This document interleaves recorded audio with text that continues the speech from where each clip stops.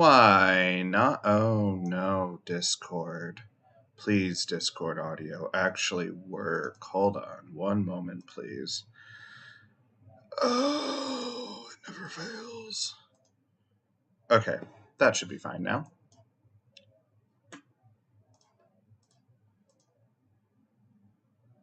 Okay.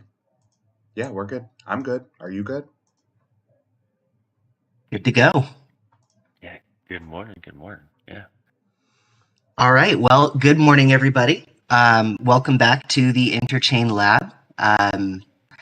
We've got a really, really special show for you today with Mars Protocol. I am Robo, and we have Tog and Water Spinner here as well. Go ahead and say hi to everyone. Bonjour, hello, guys. je suis Tog. Good morning, guys. I'm Water Spinner. And with us today from Mars, we have Doko and Larry. Doko and Larry, do you want to go ahead and introduce yourselves to everyone? Sure. Larry, do you want to start? Yeah, why not? I can. So my name is Larry. I am a Osmo developer. I've been working on Mars since the very early days for our Terra Classic time. I guess that's it. Okay. I'm Doko. I am a Mars contributor as well, and I am pretty much focused on the new rover credit accounts, credit manager of Mars. Awesome, great. Thank you both so much for joining. We're really excited to have you with us. Thank you. So for people that don't know, I know that we do have a lot of Terra fanatics here in the audience with us, but for the the native osmonauts and people that may not know, can you give us a little bit of background on Mars Protocol and its history in Terra? Do I do it or Doko do you do it? I'd say you were around for it, so go for it. Yeah, sure. Whoever would like to. Yeah, sure. So it started back in March 2021. At least that's when I joined.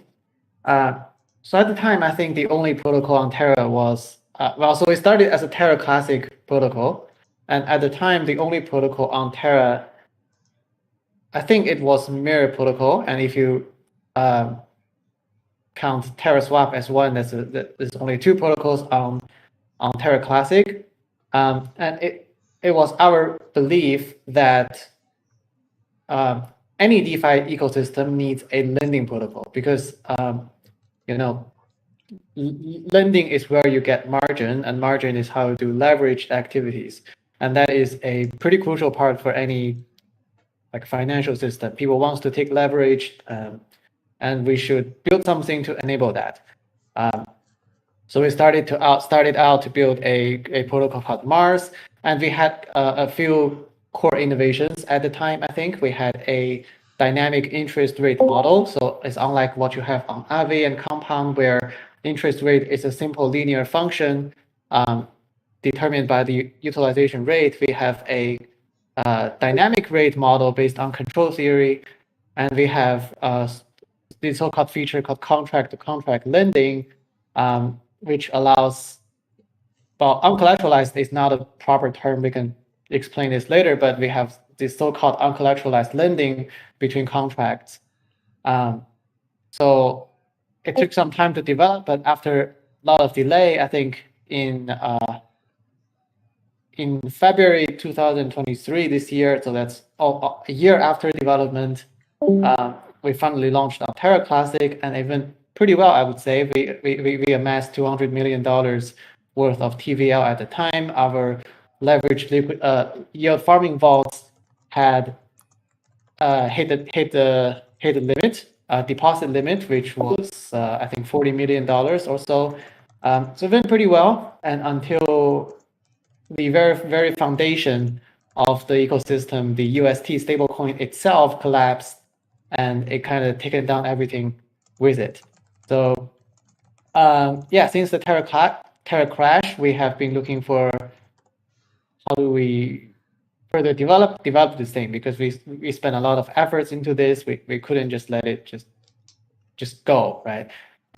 So we settled on a so-called hub and spoke model, where we will have an app chain in the center that manages a few things, such as protocol governance, such as managing the safety fund, and many others.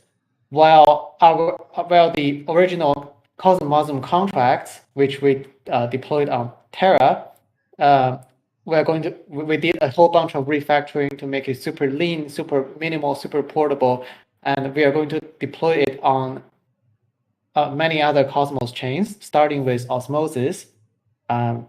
We also envision a new model called the credit account, which we are frankly not the first. There is another protocol on Ethereum called Gearbox.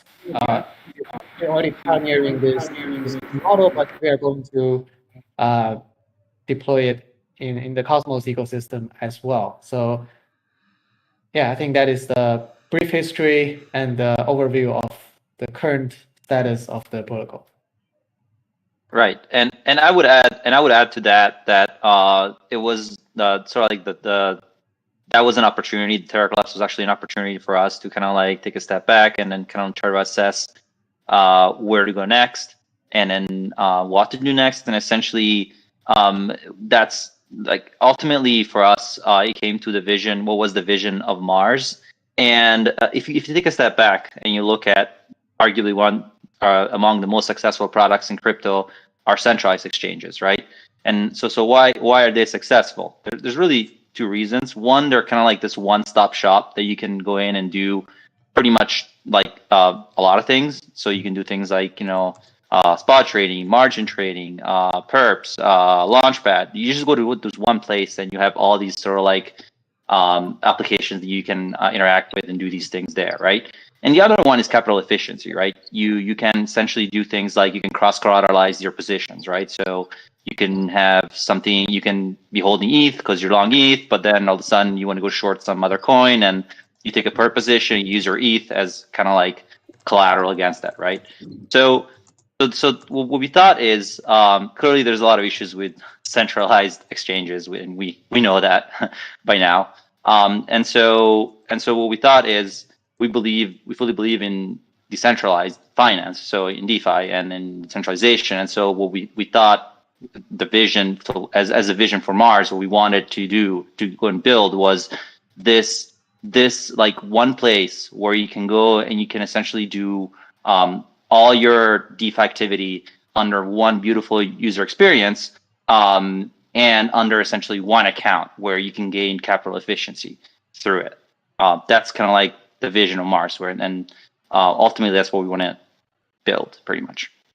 So that would be a place where you go in, you can do your spot trading, you can do your margin trading, you can do perps, you can do essentially you get all the things that you can do in a centralized exchange plus DeFi primitives like LPing, leverage LPing, and all that, and that all sits in one account where you can take all your positions and cross-collateralize them, thus gaining capital efficiency. And we can talk more about that, but that's kind of like the vision of Mars ultimately. Yeah, and I do think that is kind of a good, sort of segue into the specific like decision to elect a hub and outpost model specifically. And I guess one of the major questions that I have is, if I understand it right, liquidity is going to be hosted not on the hub chain, the Mars hub chain, but rather on the outposts themselves. Is that right? Yes. So Okay. This is a different model compared to what UMI does, right? So UMI is a Cosmos app chain. It is also a lending market protocol. What they do is you need to bridge all the assets to their chain. You deposit as collateral. You borrow your borrowing asset, and then you bridge out your borrowing asset to wherever you want to use that asset. So that is what they do. What we do is we deploy our outpost as smart contracts on various chains. And if you want to do some lending borrowing osmosis, you just do it at the osmosis outpost. You never have to leave out osmosis, bridging tokens everywhere around. So this is what we do. Okay, so ultimately that was like a UX decision, right? Keep, I guess, the DeFi primitives and the margined DeFi tools all kind of in one place without having the extra friction of having someone bridge to Mars, generally. Yeah, UX is one thing. Another thing is called is more on the developer side.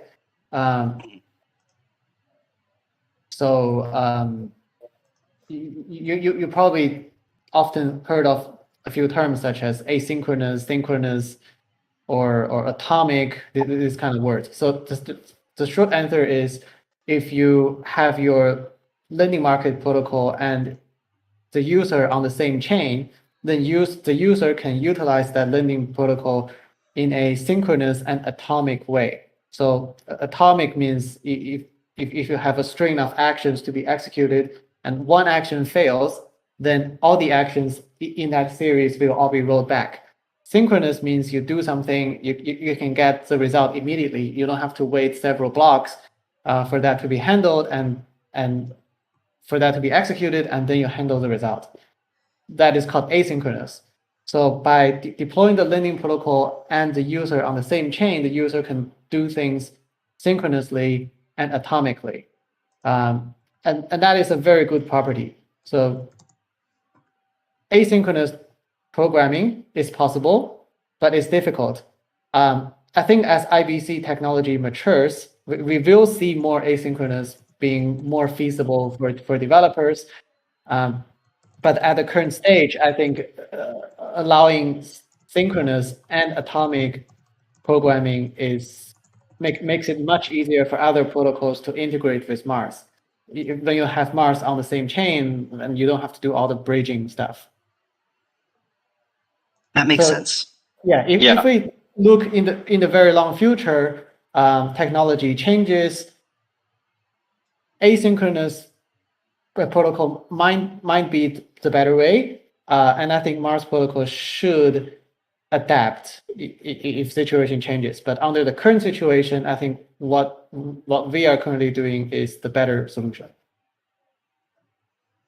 Yeah, agreed. And if you allow me, Larry, I would add a couple of things. So certainly the synchronous composability is really important, especially for a leverage protocol, because you really need, in order for you to give leverage, you need to be able also to kind of like liquidate under the water positions to avoid bed depth, and so you really need that. You really need that synchronous composability and that kind of speed, right? To do that. That's like from a technical perspective. There's also kind of like general like kind of like view that we have, right? Which is that we want to this kind of like hub and spoke model where we have different outposts on different chains, is because ultimately we believe that kind of like there's several different centralized exchanges that are successful. There are going to be different DeFi hubs, DeFi chains that are going to be successful, and wherever there is a DeFi chain that essentially needs leverage and has the proper liquidity, we really want to be there. And this model essentially is the one that best allows us to do that. Are there any? Do you anticipate any trade-offs specifically with respect to like fractionalized liquidity? Maybe not. You have a lot of people providing liquidity to the lending protocols on the Osmosis outpost, for example, but maybe you have a lot of liquidity demand on something like Canto, and it may not. There may not be enough liquidity to meet demand. Is that a concern of yours? So we did think about some approaches to merge these outposts together. So the idea is, let's consider one asset, let's say Atom. If there's one outpost that has an oversupply of Atom, but not very much borrowing demand, while on the other outpost there is a very short supply of Atom, but a very high demand for Atom for borrowing, then we may want to move some Atom liquidity via IBC from the first outpost to the second outpost. And we can do the same thing for all the assets. And the end result is it kind of merges all the outposts into a single market where assets can flow through these different chains to meet their supply and demand. So we did think a lot about this design, but ultimately decided not to do this. There are technical reasons, like the outpost needs to some sort of communicate with the hub chain on what are the up-to-date supply and demand on their chain. The outpost needs to do an optimization algorithm to compute the optimized allocation of each asset in these chains, and there needs to be a bunch of IBC transfers which may fail, and we need to consider what to do if one of them fails. So there's a huge amount of technical complexity, and also considering the multi-hop IBC transfer was not available at the time. I don't even know if it is available now. I'm not following that much close. So as you can see, there are technical difficulties. It also makes not that much sense on the financial side, because if we merge a bunch of markets, it is as risky as the most risky one, right? So if we have a bunch of secure chains, but we have one not very secure chain, then your market is as secure as the least secure chain.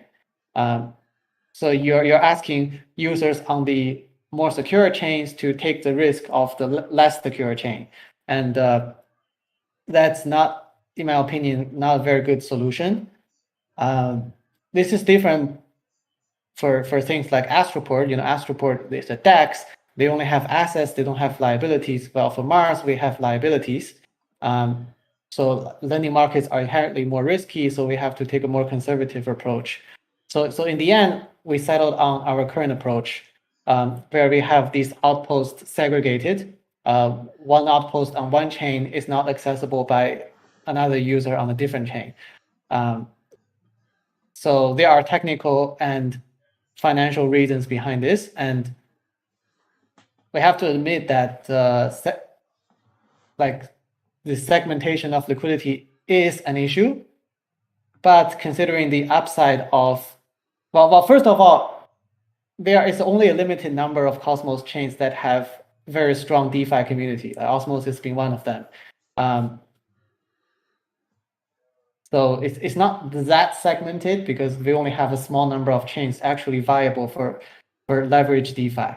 And secondly, I think being able to having user synchronously and atomically doing transactions it's a much bigger upside compared to what we are giving up.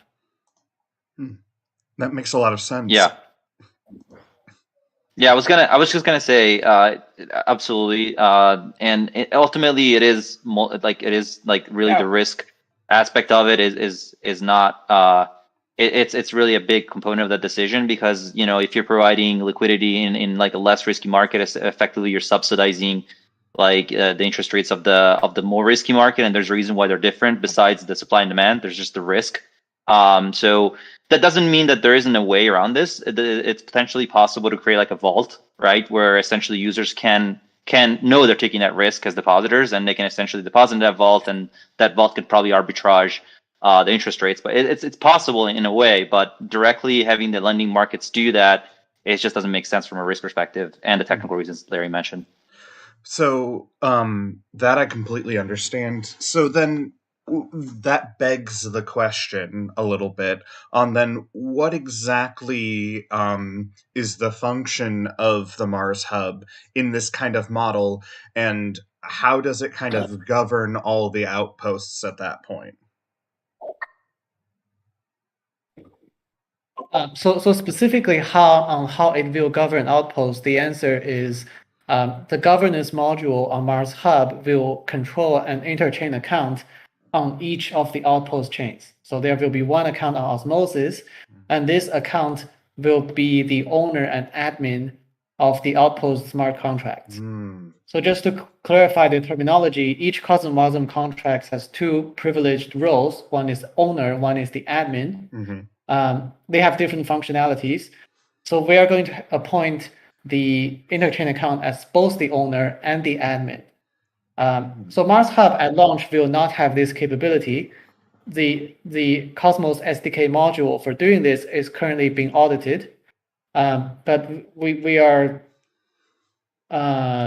imagining having a chain upgrade pretty shortly after launch to include this capability, and we will transfer the contract ownership and adminship to the interchain account. So that is how it will govern. It will have a few other functionalities, such as there is the safety fund. So a small portion of all the protocol revenue generated by Outpost are going to be sent back to the Outpost chain and deposited into a safety fund. So the idea is if there are some high volatilities in the market that causes some bad debt on one of the outposts, we can use funds accumulated in that safety fund to cover that shortfall. So currently, the safety fund needs a governance proposal in order to spend any of this fund to the outpost. But we can. This is one thing I'm thinking of doing, which is to develop a new IBC packet format, and basically a new IBC protocol. When someone liquidates a position on outpost that generates a bad debt, that will be transmitted to the hub, and the hub will automatically dispense funds from the safety fund to cover that particular shortfall. So this is another thing it could possibly do. A third thing we are also being researched is called the backstop module. So basically, you stake Mars tokens, or you can stake some other tokens. You earn a fraction of the protocol revenue by staking those tokens, but you also take the risk that if there are shortfalls in the outpost that our safety fund is not sufficient to cover, then your tokens may be sold off to cover that shortfall. So if you stake Mars, the Mars will be sold off. If you stake USDC, your USDC may be sold off to cover that shortfall, etc., etc. So that's another functionality for the hub. Yeah. Interesting. So then the hub, let's say, what more nitty-gritty governance will they have over the outposts? Obviously, it's an ICA account. So in theory, that means that you could parameterize all functions of your outpost with that ICA account. Correct me if I'm wrong, if I'm not understanding what ICA accounts can do, but that is my general understanding, is that they're a kind of a Swiss Army knife account when it comes to talking across protocols. So like ICA is really simple. So a normal account, for a normal account, the way you send a transaction from that account is you sign your transaction with your private key, right? And the chain will verify that signature against your public key, which is recorded on chain, and execute that transaction.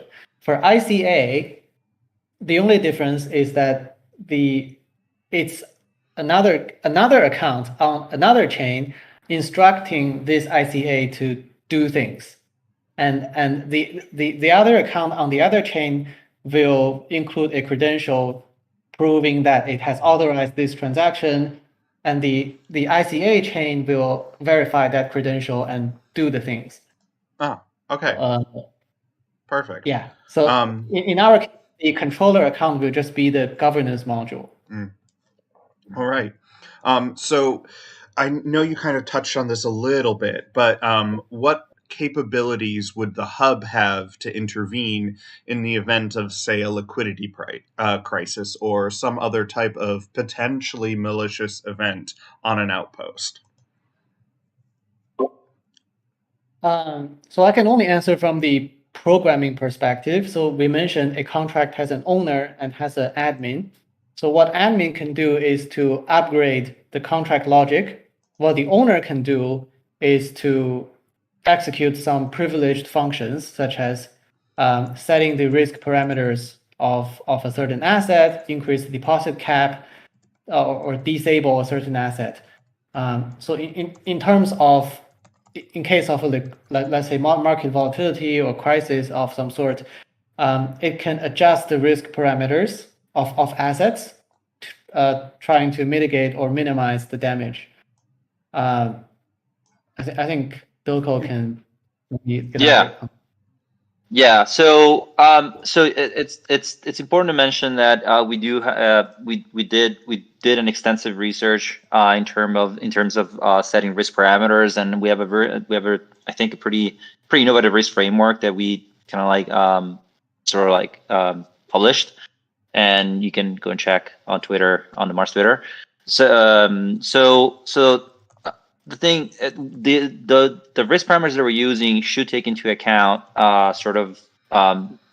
pretty much even high volatile conditions. That said, you can't optimize for the black swan events. Otherwise, you won't be able to give leverage to anyone.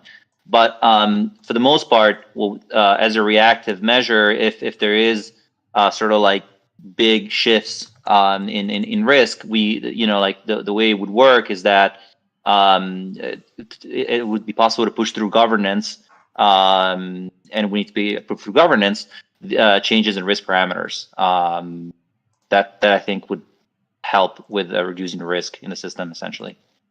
Nice. All right. Really quickly, if I could just jump in with a follow-up question to that. Assuming that, kind of black swan event, I suppose somebody has the power, if they wanted, not saying it would be something that someone would want to do, but to halt the outpost, essentially halt like further lending and borrowing on the outpost. Is that person in this equation, or that entity in this equation, Mars Hub governance? So if you look at the contract, there is a special rule called emergency owner. So what the emergency owner can do is to disable deposit and borrowing, while it cannot do anything to repay and withdraw. So in other words, it can stop money from being flowing into Red Bank.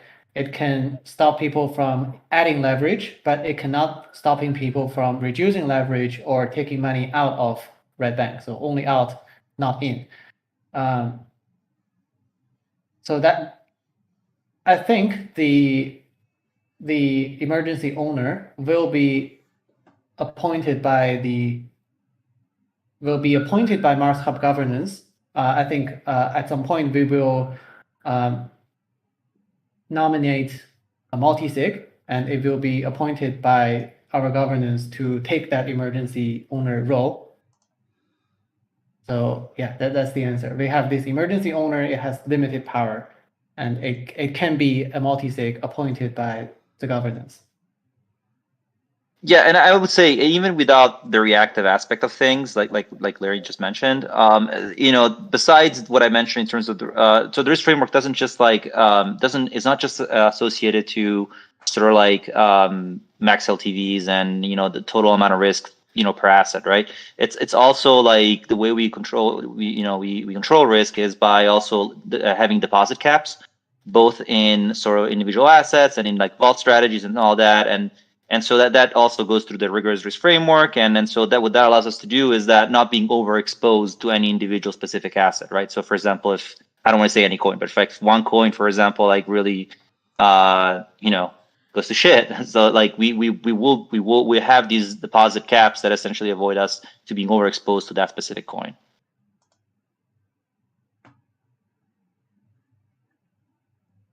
Yeah, that makes sense. And so basically the emergency owner in that situation would, I guess, kind of put a Band-Aid, prevent further damage until, in this situation, liquidity could be backstopped from the emergency fund. Is that right? Yeah. Okay. So kind of moving on, this is something I'm really excited to talk about. I was doing some reading on Mars's rover credit accounts. Seems like there are a lot of really cool possibilities with the way that this was designed and built. Would you mind talking a little bit about what rover accounts are? Sure. I assume I'll take that one, Larry. So rover accounts is are basically a new primitive that we're introducing in Mars. And what they allow you to do is kind of like, think of it like the account experience that you would get in a kind of like a centralized exchange, where you can have under one account, you can have multiple assets. You can hold under one account multiple assets, multiple strategies. And what you can do in that account, you can actually, it allows you to achieve massive capital efficiency by allowing you to borrow within that account under collateralized. So what that means is you have in your account, I don't know, like 100 Osmo, you can actually go in and borrow from the Red Bank, the Mars Red Bank, 2, 3x, depending on, of course, the risk parameters of that, and have that in your account, right? So given that the amounts, the assets that you borrowed are more than the amount of assets that you have in your account as collateral, that's borrowing under collateralized. That allows you effectively to get leverage, right? So why is that possible? It's probably the next question. That's possible because the account essentially has whitelisted actions. So it's not that you can borrow assets from your account and just like withdraw them under collateralized. You can if you're borrowing the assets and you're to deploy them into strategies, like for example, you want to LP and you want to do leverage LPing, or you want to do margin trading or stuff like that, and it stays in the account. The asset stays that you borrow stays in the account in some sort. That acts as collateral. That's why essentially you can do it. You can borrow under collateralized. But if you're withdrawing from the account, then that would be over collateralized, like you do in a traditional money market. So essentially, that allows you to do that. It allows you to borrow under collateralized, but it also allows you to cross collateralized positions. So what that really means is you could, for example, say you wanted to do leverage yield farming on an osmosis LP, right? You stake your assets into Osmo Atom, maybe you lever up to 2x. So say you have that in your account, but now all of a sudden you really want to short an asset, right? And you don't have the capital anywhere. You can't you don't have capital to just deploy to do that. So what you can actually do in Mars, you can actually use your LP as collateral, borrow that asset, sell it, get the stable against it. That's how you short it. And the reason you can do that is because you're cross collateralizing essentially the two positions that you just took, right? So that's kind of like the way you do it in traditional centralized exchanges. Now you can do it in Mars through a credit account. So under one credit account and under one health factor, essentially. I'm going to pause there. Does it make sense? Yeah, that makes sense to me so far. So just kind of recapping, the I guess the major key factor here is the ability to leverage up because the assets stay in the rover credit account. So in a sense, the Mars, as long as it stays in that account, the outpost or just Mars protocol more broadly is going to still have liquidation control over it if needed, right? Exactly right. Yes. Okay. Yeah. It will always guarantee. So we use a concept of a health factor. So that literally means that your the amount of collateral that you have adjusted by some sort of risk factor is always going to be superior to the amount of debt that you have in your account, right? So if that's not the case, then you'll be liquidated. Can you go into a little bit more detail about how the health factor works and how it's? I think because most people are probably used to thinking, okay, well, if I've got a certain loan to value ratio and in my over collateralized account, and if it falls below a certain amount, I get liquidated. Is that obviously that has to change a little bit here with the ability to like leverage yield farming and the credit accounts, correct? Yeah, of course, it's pretty much the same concept. So the way it works is that there is a max loan to value ratio (LTV) that we, through risk parameters, is listed through governance for each individual essentially asset. So, like for example, like a vault, right, that allows you to get exposure to an osmosis LP, for example, an Osmo Atom 14-day vault that will have its own max LTV, right? The individual asset like Osmo will have its own max LTV, so it's max loan to value, right? So in the health factor formula concept, what you do is you use their max LTV as kind of like an adjustment for the collateral power. So you say I have $100 worth of Osmo at a 90 say 70% max LTV, that means that I can really use only $70 of collateral power for that, and then which effectively just means that I can only borrow up to $70 in that account. And if the value of my debt is above that $70, then I can be liquidated essentially.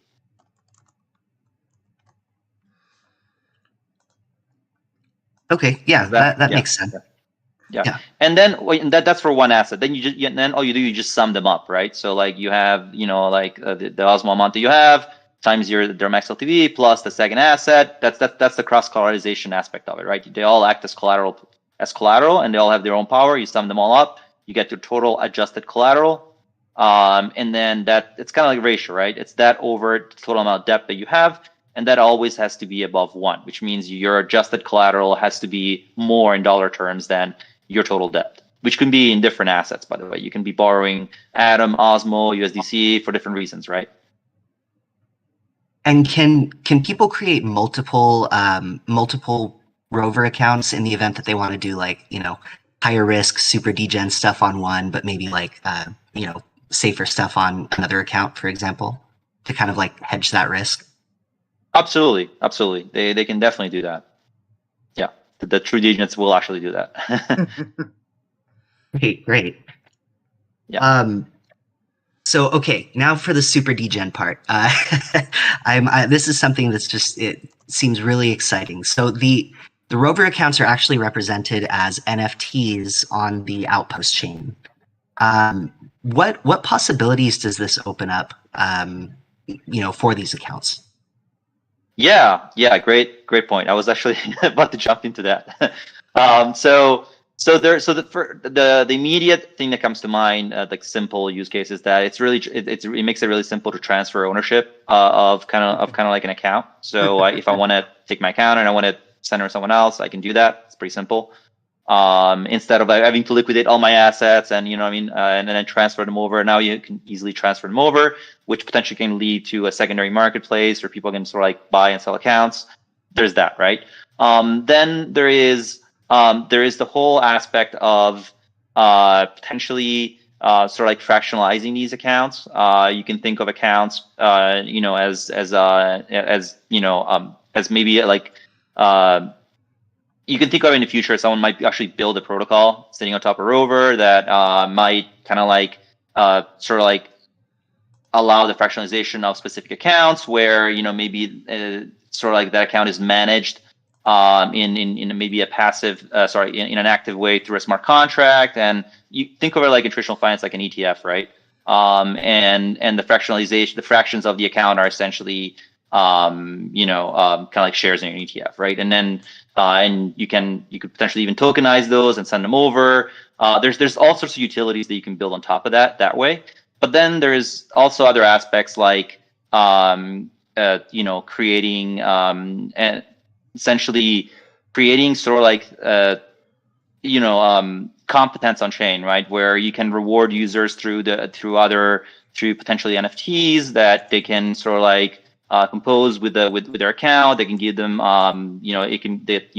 when they discover new features, you can help them discover new features. When they discover new features, they get rewarded these NFTs. Or you can even track in the future. You can even potentially track accounts that have performed really, really well under a specific down market cycle. And you can issue special NFTs that to kind of show that user is actually really degen, really good, have leaderboards, and with rewards, you can do all sorts of crazy with this, and the opportunities are pretty immense. Yeah, one of the kind of ideas that I was kind of kicking around is is it theoretically possible to maybe DAOify these positions, right? Where you give fractional ownership to a DAO or a group of people, and they can manage that, according to a vote, some sort of active voting process. No, absolutely. That's definitely a great idea. That would be one really good use case. Absolutely. Cool. Yeah, I'm definitely excited for this kind of stuff. And just out of curiosity, do we have any questions from the community about rovers? Because I know this is sort of like a novel concept, and I want to make sure that we have a section for community questions at the end, but I'd like to kind of open it up here briefly to see if anyone has questions about the rovers in particular. So I know that Ash did have a quick question, especially close to this. Flash crashes. So I'm guessing flash crashes in token value. Would we get wrecked? Question mark, basically.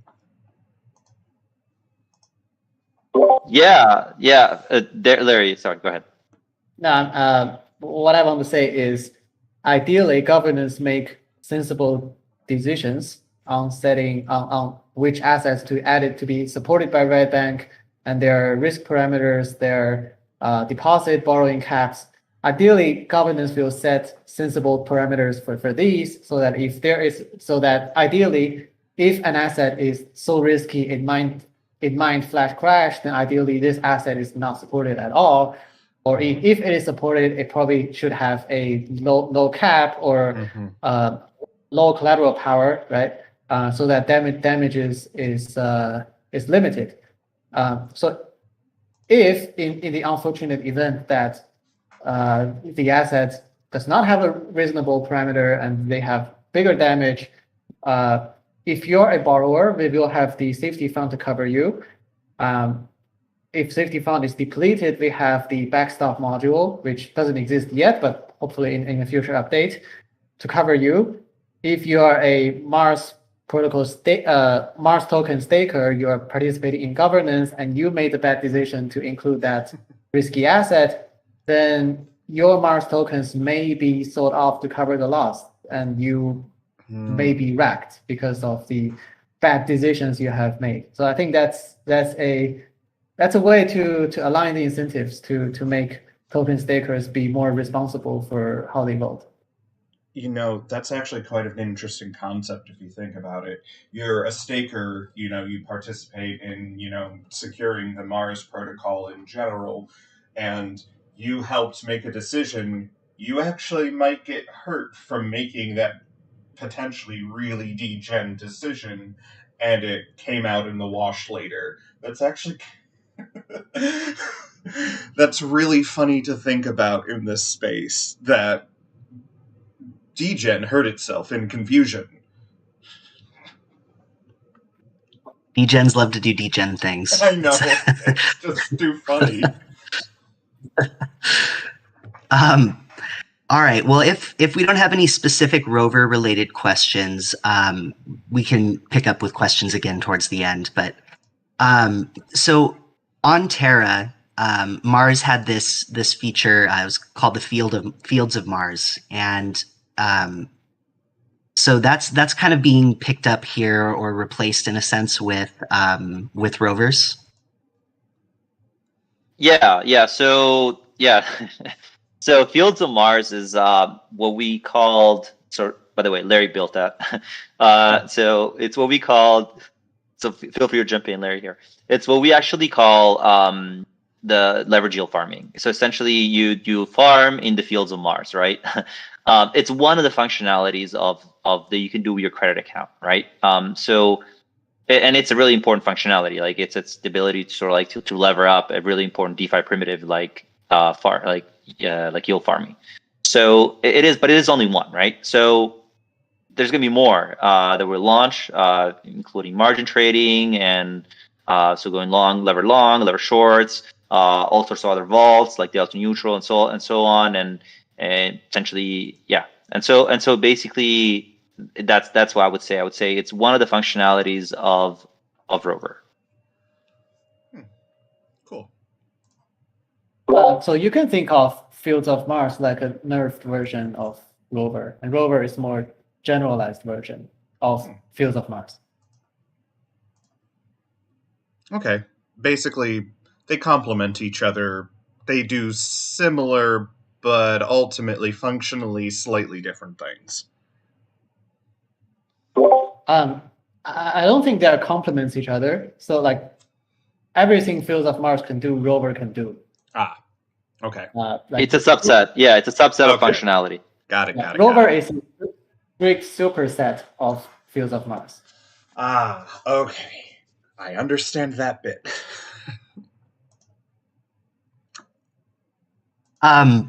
So before we jump into kind of like the, I want to make sure we give people the opportunity to ask some questions, but I do want to quickly plug a couple of governance proposals that we have coming up related to Mars that are on Commonwealth now. The first of these is whitelisting Mars contract deployer address with the V13 upgrade, I believe. It's possible to whitelist certain deployer addresses to upload smart contracts to Osmosis permissionlessly. Normally, there's a governance process. You have to approve every contract. But if I remember correctly, I believe Sunny mentioned this on updates from the lab.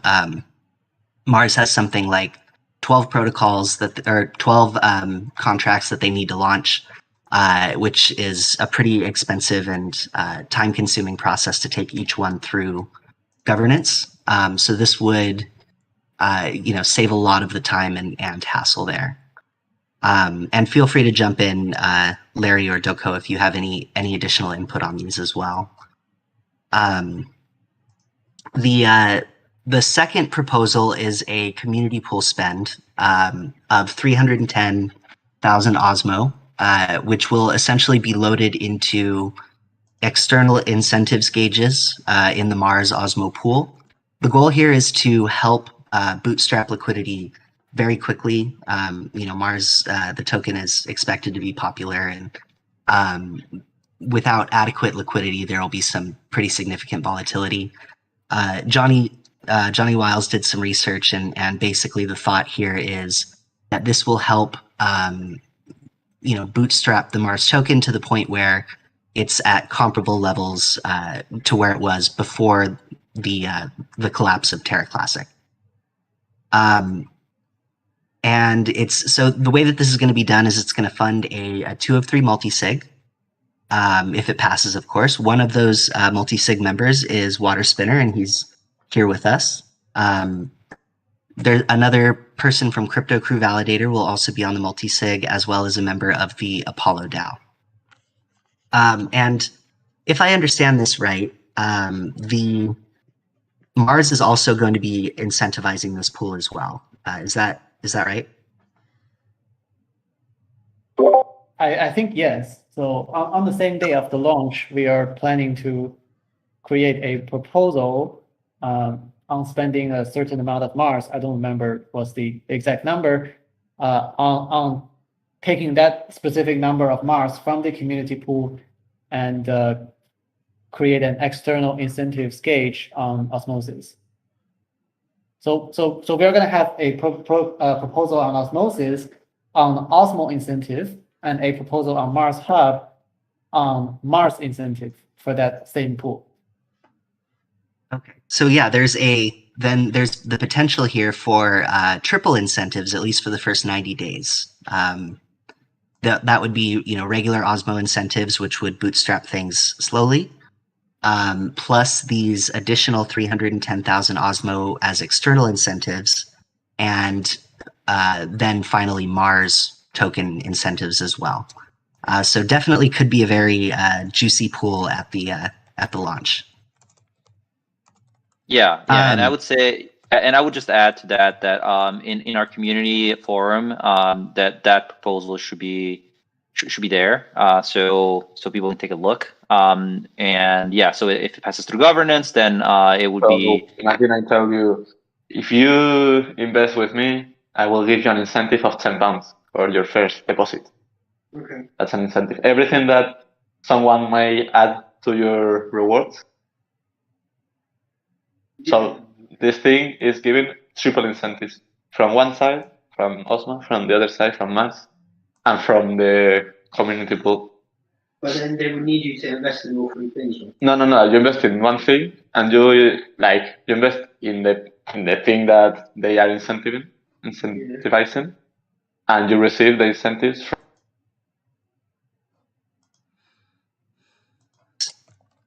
I muted you because I couldn't tell if you were talking to us or to somebody else in the same room with you. If you have a question, go ahead and type it up in chat, and we can bring you up at the question section of this. So going quickly to the roadmap and the timing here. Mars Chain is expected to launch on January 31st, but that won't be when the Osmosis outpost launches. Is that right? Yeah, Yeah. So we're taking a so-called staggered launch approach. So we have 3 components: hub chain, osmosis outpost, and the credit account based yield farming thing. So we are not going to launch them all at once. We are going to do one by one. Hub first, then there may be a week or so window in between where we can monitor the hub chain individually and see if there's anything going wrong, and we can fix it. And then we do red bank, and then we do the credit account. So the idea is we stagger them apart. We can monitor them individually.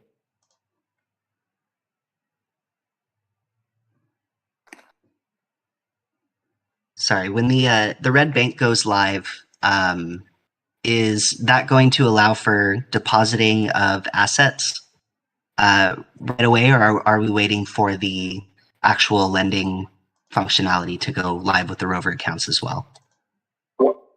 Actual lending functionality will go live with red bank.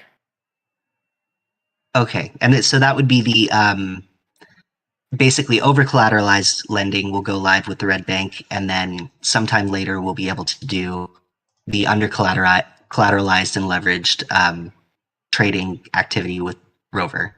Is that right? Yeah. So so what we're launching is going to be just the fields of Mars, the equivalent of the field of Mars with Rover. So like we'll be able to do like leverage yield farming on Apollo vaults, and that's essentially what we're going to be launching for with Rover at this point. Yeah, I just also want to add that under collateralized or uncollateralized are like incorrect terminology, because those positions are actually over collateralized. They're just works differently from the traditional lending protocols, but like they are over collateralized.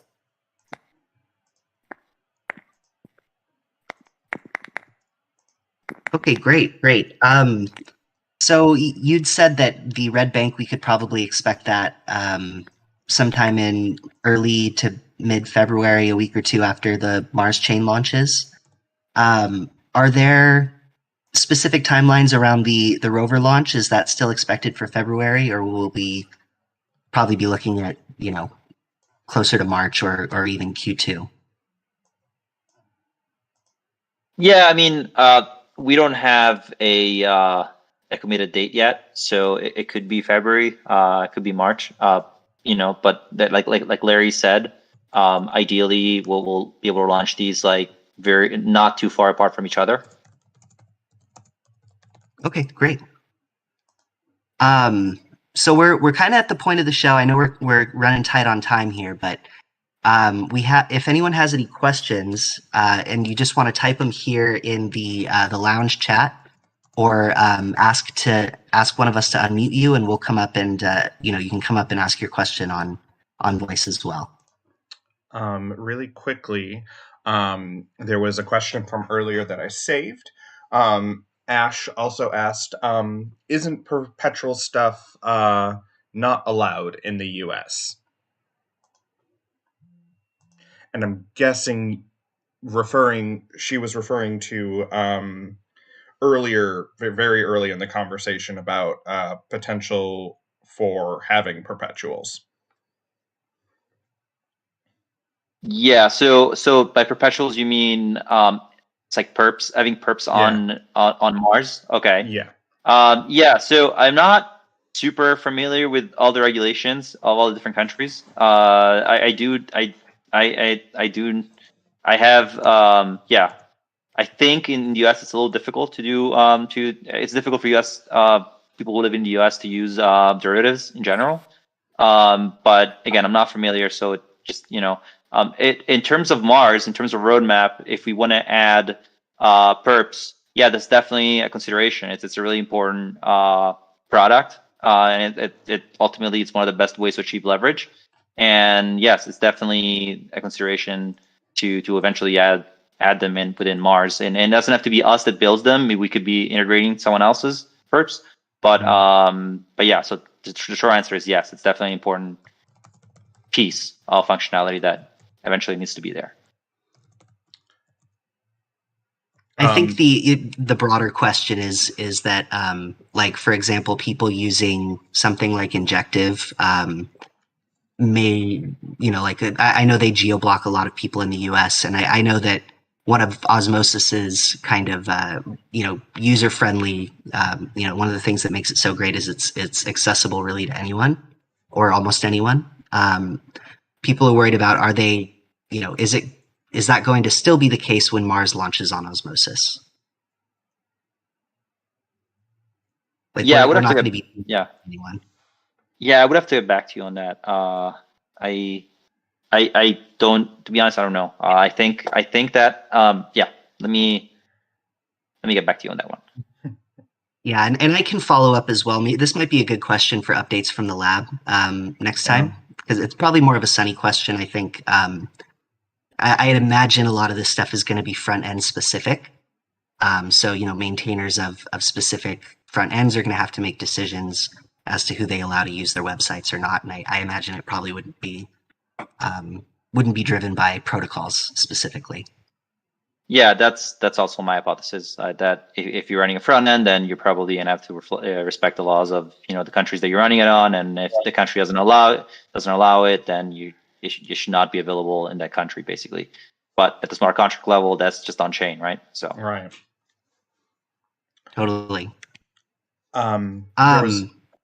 Oh, sorry. I was going to mention the question in chat. Yeah. Go ahead. So, Matthew says, what systems do you folks have in place to avoid any sort of Oracle manipulation exploits?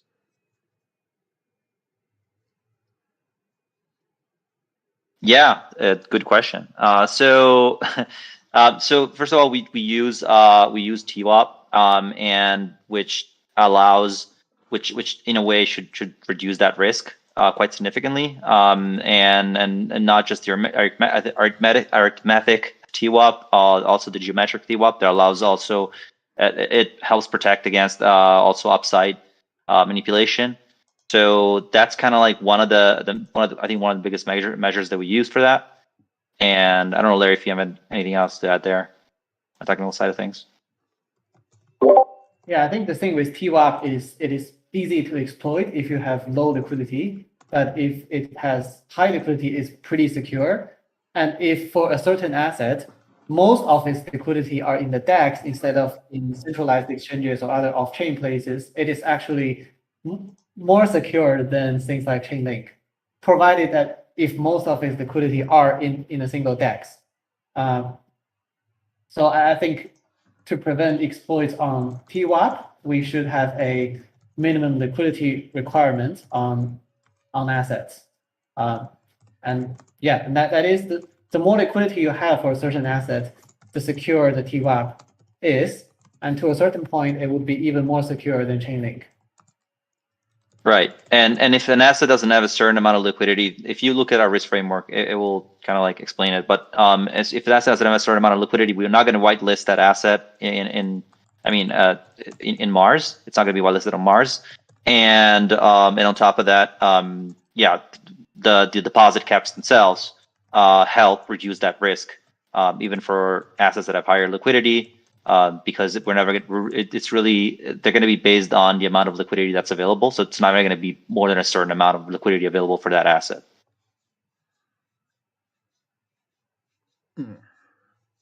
And to just kind of plug another quick question here.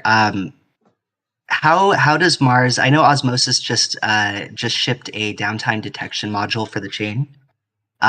Is that something that is important to help prevent liveness failures? Like,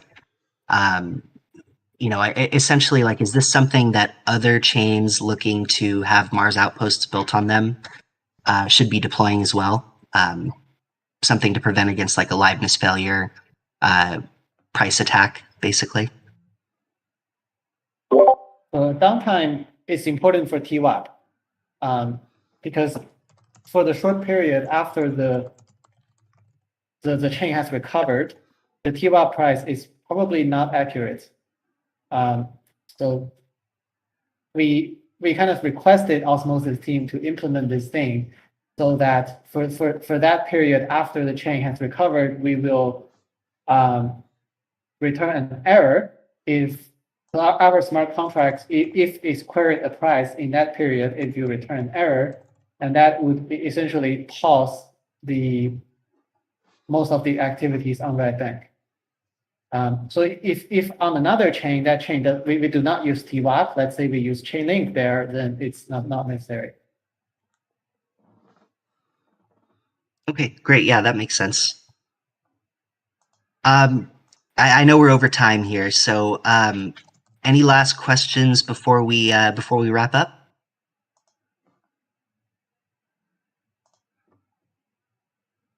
Okay. Looks like we don't have any more questions. So just want to give, thank you both, Larry and Doko, for coming today. Anything that you want to say, or any final statements to make before we wrap up here?